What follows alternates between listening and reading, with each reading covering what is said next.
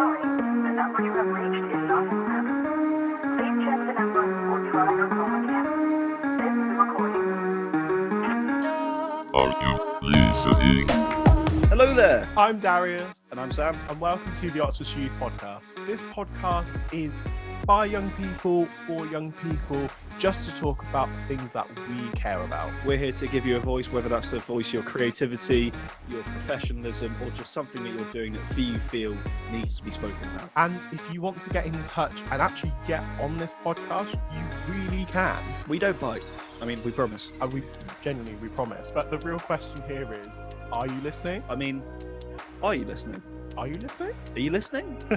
Let's just get on into the podcast. Welcome back to the Black Lives Matter mini-series. There are some themes within this mini-series that may be upsetting to you.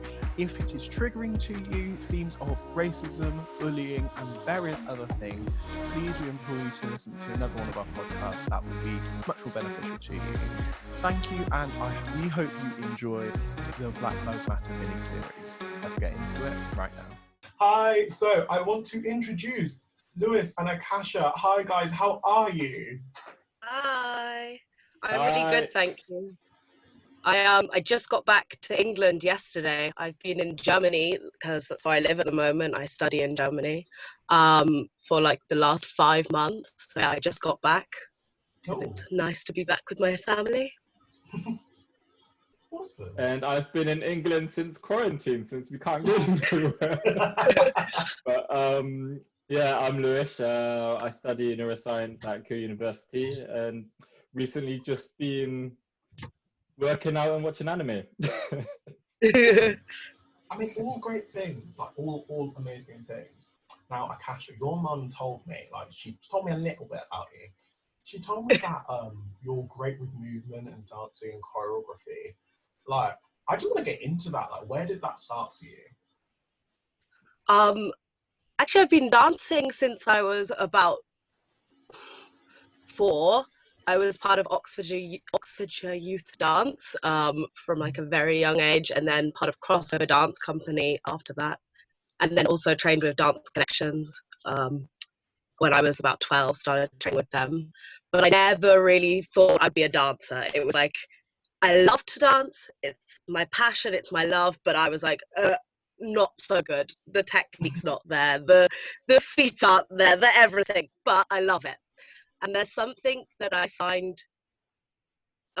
with dance and with movement, a way to express emotions, feelings, and just, yeah, I think it just started from this. And whenever I was doing pieces, sometimes I felt like the words weren't saying enough. There needed to be some sort of movement, some sort of body language that told the story as well.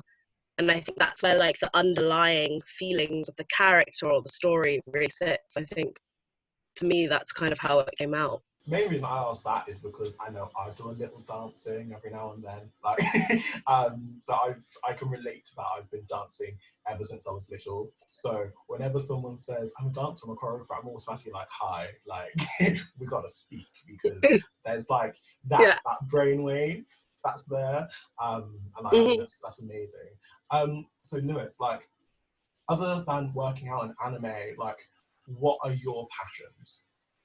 I mean, obviously theatre. I kind of started off doing dance because at secondary school, we used to do these competitions, and we was kind of forced into it at first. So it was a thing where I think it was year 9 where they started doing the competitions for house dance, and I was asked to do it because I think there wasn't any guys in it apart from like until they asked me to do it. So I was like, okay, reluctantly to do it.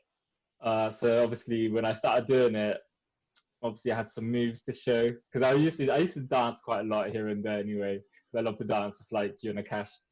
But so when they got me to do it, I just loved it. So I just kept doing that, and then eventually around year 10, year 11, they got me to actually do house drama, and then got me to do the main character, and I never acted before that. So I was kind of like, I'm not too confident here. But they were like, okay, it's fine, you'll be good.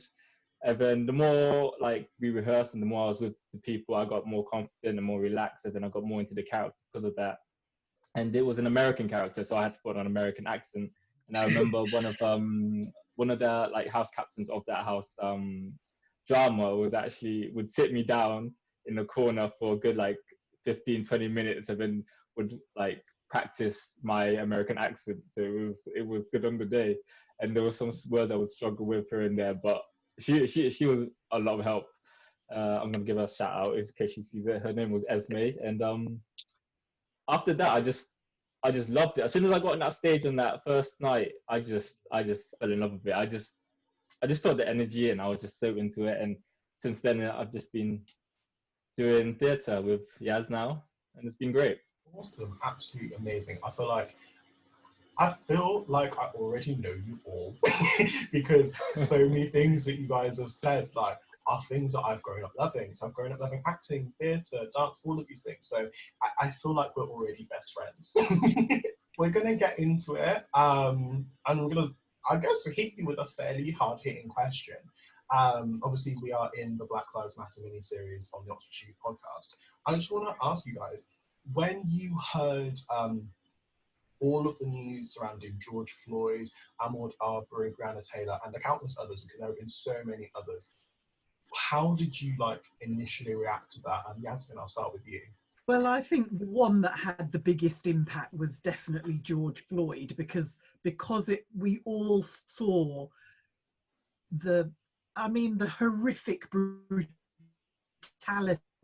that was going on. We were watching a black man die in front of our eyes, and it's still, it's shocking. It's shocking because you don't see it up like that brutality. And obviously the other deaths, Breonna Taylor, that you're in your own home and you're not safe, or Ahmaud Arbery, you can't jog in your neighborhood.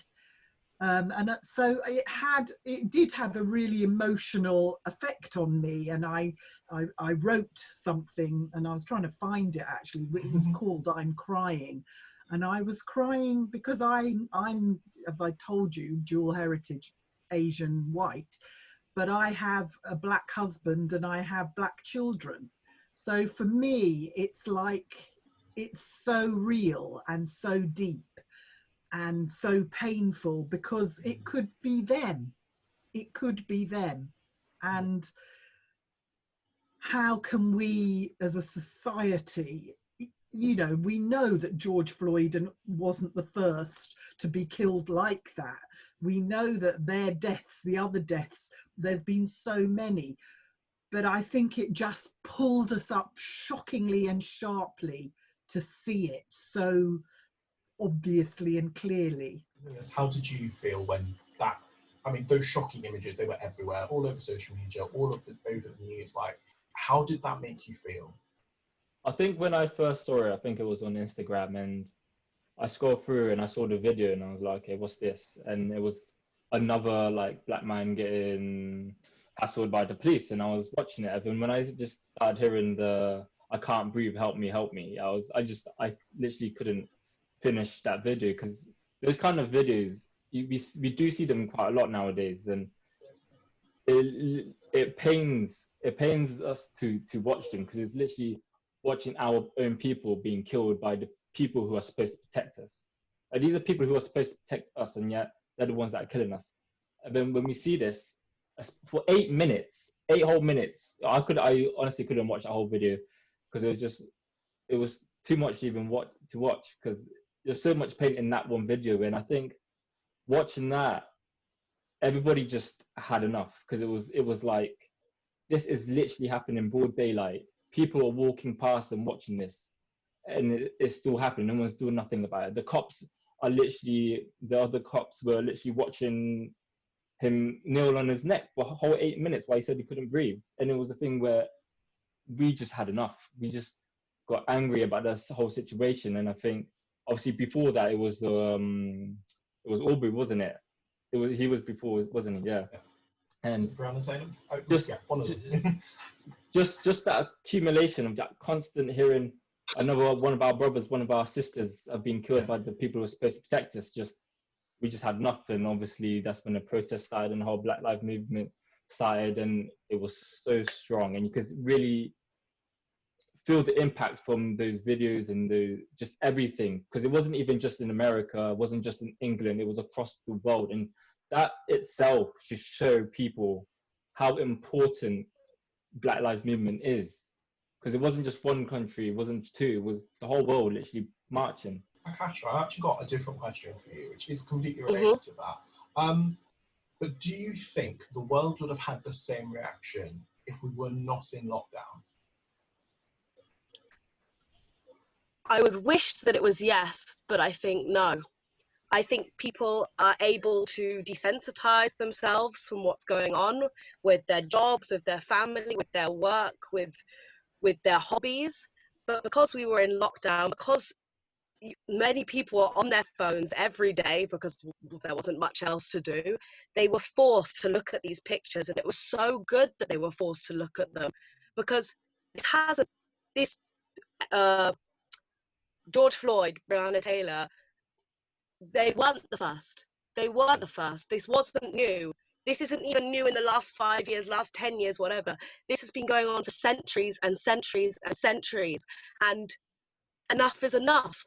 I remember seeing the George Floyd video, and when he's screaming, I can't breathe, and directly I had the memory of watching Eric Gardner, who was the guy who was illegally selling cigarettes on the corner of a street, and the police dropped him to the floor and stood on his neck, and he says the same words, I can't breathe. And that shows that it isn't new.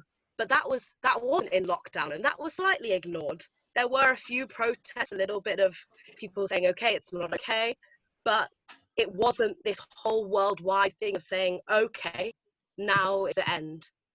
And I'm happy that it took lockdown for people to see it, but it should have happened already. As you said, it's mad that it took, the whole world having to stop before we could get to a place where we're all having a conversation that we've needed to have for centuries. We've needed this conversation. Yeah. I just want to kind of get your perspective. How did you guys feel when you saw all of these protests happening? So obviously, because it wasn't just in America or just in the UK, it was in France and all of these other places around the world. How did that make you feel? Because for me, it made me feel extremely proud, because it's well, we're now in a time where people actually are listening. I mean, obviously we didn't want it to get to George Floyd having to be murdered before people are listening, but at least now people are listening, so it's kind of bittersweet in a way. Lewis, how did you feel when you saw those protests? I think like you, I was proud, because it was a thing where how people haven't stopped the fight. Obviously we had the civil rights movement and all that, and then it was a thing where when this happened, it was it really shows that no matter what generation, we're always there to fight the injustice that's happening. And I'm not going to lie, I was also kind of suspicious at the same time, because with social media is a thing where something like this can be a trend. It can come and it can pass. Yeah. And it happens a lot. And even now, quite recently, you're seeing there's less and less protests being talked about, even less and less now. Even Breonna Taylor, those police officers involved haven't even been arrested. Stuff like that, you can see it even now is it's not got the same kind of energy as it did last month. And that's the kind of suspicion that I had when I first saw all this happen. I was kind of worried. I was okay, but how long is this going to go on for? And what changes are we actually going to get? Because we see a lot of actors and voice actors stepping down from their black characters, and it's that's not what we really asked for. We wanted those police officers we wanted them arrested. Yeah. But at the same time, I love seeing the people fight, because it's just never going down. Black people have been fighting since day, and we're going to keep fighting until we get what we deserve, and that's equal rights. Definitely. I felt that deep in my soul. That meant a lot to hear someone else say something like that as well. Akasha, I'm going to come back to you. Because previously in the start of this podcast, I was talking about a young lady called Vanessa, whose story, she, just like Greta Thunberg, is a climate change activist, but she has had her kind of moment in history been erased from, she's been taken out of a picture, when she was at a Davos conference talking about climate change and everything. Why do you, in your opinion, why do you feel that Black people, specifically Black women, Black trans people's stories continue to get kind of pushed to the side? I think that it's because we are not what's seen in TV. We're not what's seen on social media. It's the undesirable humans, the people that don't fit, that won't make money for them, that won't sell newspapers, that aren't interesting to the general public, what people think the general public want to hear. And this is a real problem because Black women's stories, Black trans women's stories are so important. They are real and they're happening and they are part of the community. And why is it that people will sit down and listen to a white woman speak about the exact same thing and happily listen to her? I mean, of course, there's still some sexism happens. If it was a man, it probably would be let through easier, but they listen to her speak because of the colour of her skin. But as a Black woman, it's again, I don't know, it's this thing where they hear a Black woman that speaks passionately about something and she's immediately labelled as aggressive, as argumentative, as trying to start stuff that doesn't need to be spoken about. And this is, it's just makes me very annoyed because we have voices and our voices are important and just important. Those voices they categorically need to be heard, because when you stop listening to those voices, when you kind of turn off your ears to them and you only kind of listen to the stories that relate to you, your gender, your race, then that's when you're closing off like a whole section of people, and that's really not okay. Like, Yasmin, why do you think it is so vitally important that we listen to the voices of marginalised Black youth and not make it a performative trend? For centuries, Black people have been silenced. And, you know, that's why when we were talking about the Black Lives Matter movement, I totally understand that we were talking about really African and Caribbean people in this context, because, you know, especially in terms of police behaviour, that behaviour and that brutality is mainly meted out on people from African and Caribbean backgrounds. But of course there's prejudice and there is racism to all people from the global majority, people of colour. So for me, it's time that people actually started to listen, actually started to say, you know, because it's almost like they've been invisible, or we've been invisible. And it's like, why would you say that when we are the global majority? Well, then we obviously have to come into the politics of it all.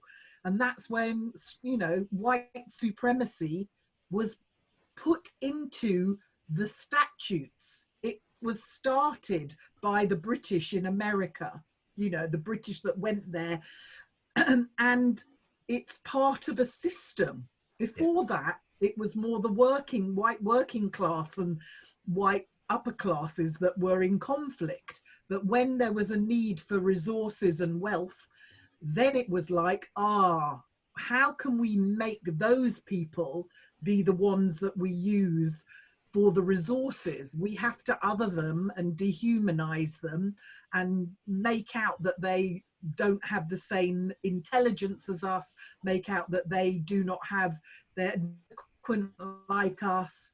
And it's as Black people have been othered. And then, you know, our conversation also brought in on top of that, then you start othering other people of colour because you want to divide and rule, and you other anybody that isn't like the mainstream. So LGBTQI, trans people, you know, all of that. And so it's vital that Black people do not allow themselves to be silenced.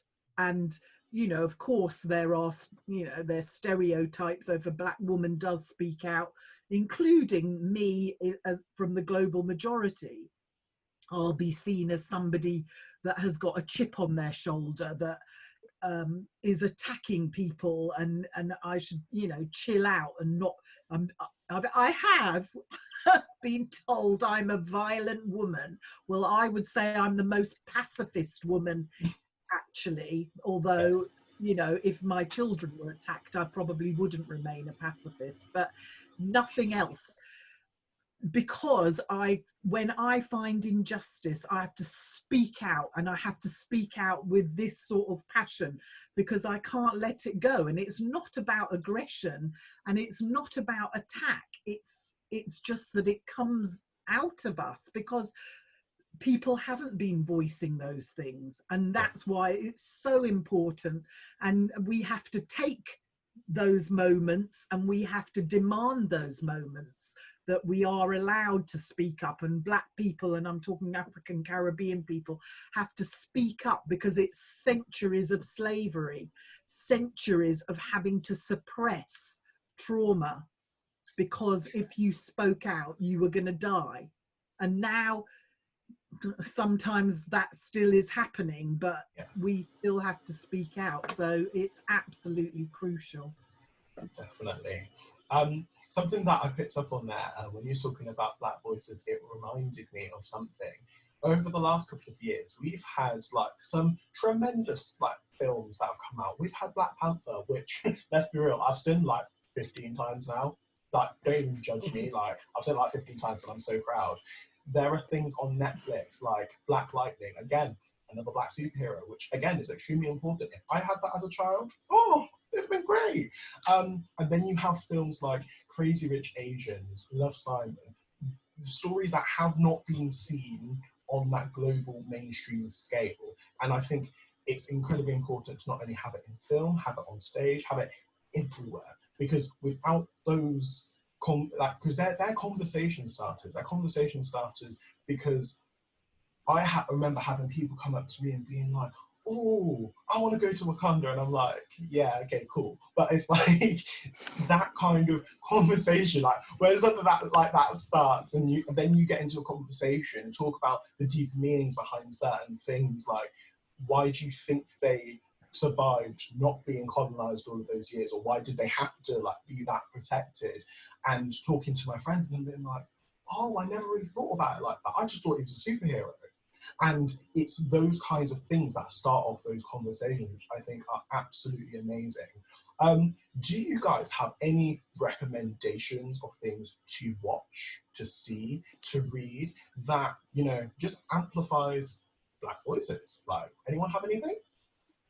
I would say on Netflix, Dear White People was one of the most empowering series I watched. I watched it last summer.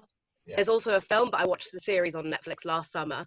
And I remember after watching this, I felt so much empowerment, so much energy, so much enough is enough, that I want to be an embodiment of a strong Black woman. I want to be, what is it to be a Black person? And how is this a good thing and not just victimizing? Because I think for so many years, films where we have a strong Black cast, they're always playing the slave or the maid or something where they're, or the villain, they're playing a victim. But in this, they were playing just people telling their stories, but they happen to be Black. And I think definitely a recommendation is Dear White People.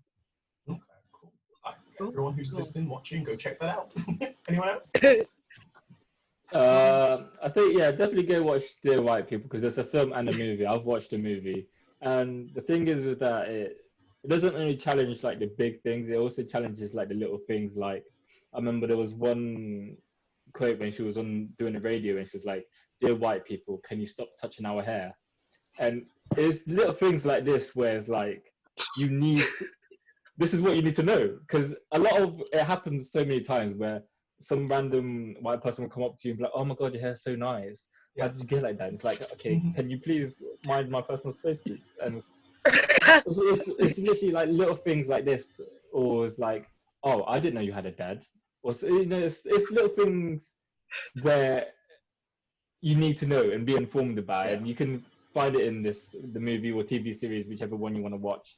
So yeah, I'd probably recommend that as well. But yeah, I would say 13th as a documentary. Yeah. It's fantastic because it really talks about that we have slavery today, that Yeah. the incarceration of black people in the United States is so that they're put in jail for the smallest crime, and where white people would be let off because they need the numbers, because they do the work for corporates. So they'll be doing packaging, or I don't know, whatever other jobs they have to do for a number of corporates. And that's their slave labor. That's what it is. We are living in the 21st century, and we have a system that is deliberately incarcerating black people because they need the resources, as they always have. So 13th is so informative about, I mean, obviously it's more about America, but I think we can apply it to here in a different way. And then also I've been watching two programs with Michaela Cole. I think she's amazing. I May So Destroy good. You, which she wrote.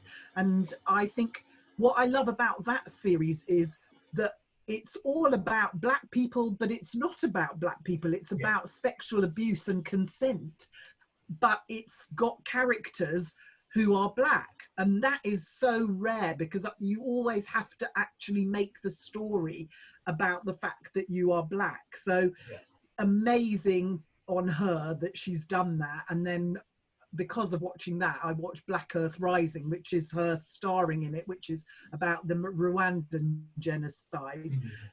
And again, it's a fantastic series, I think, because she as the lead is really strong, and you see other strong black characters, and it tells you part of the history in Africa, you know, in terms of the genocide and what happened and what's behind it. So yeah, there's so many, but I think that is what's brilliant, that we're starting to see more programs. And in a way, you know, that's what Mandala's all about, in that we want to tell those stories that aren't told by the people who aren't seen, you know, or heard.